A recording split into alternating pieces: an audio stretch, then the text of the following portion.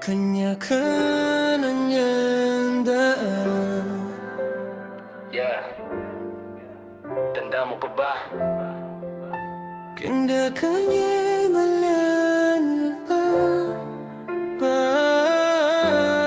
Yeah, yeah. Dati isang chat lang, pre, nasaan ka?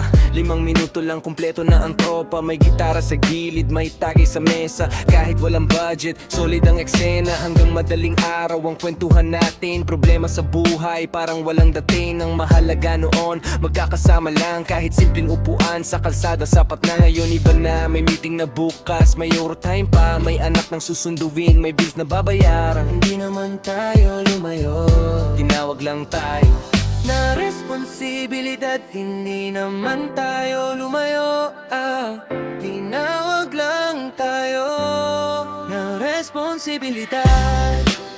Kanya-kanya na ng daan, kanya-kanya na ng laban.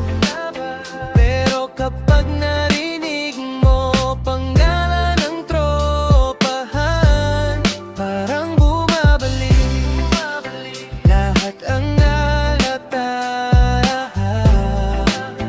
Mga gabing walang oras at walang iniisip na bukas. Yeah.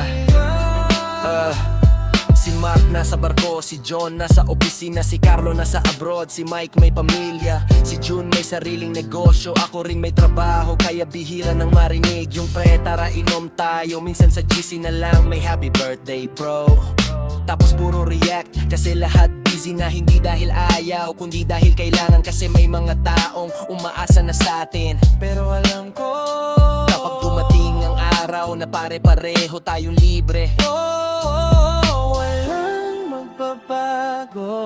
Kanya-kanya man tayo, hindi na puto lang samahan. tahimik lang, pero nandyan pa rin.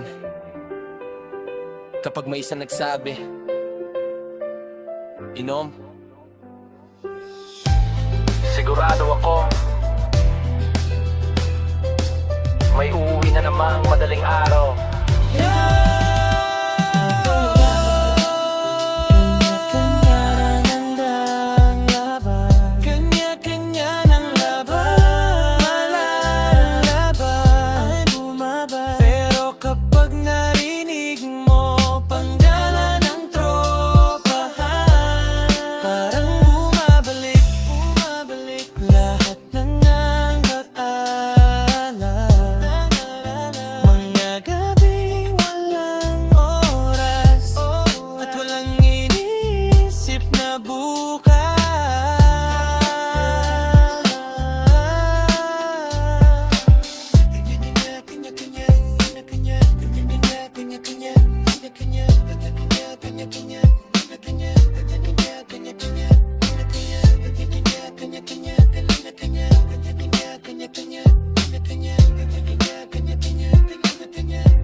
Dahil ayaw na natin, nagkanya-kanya tayo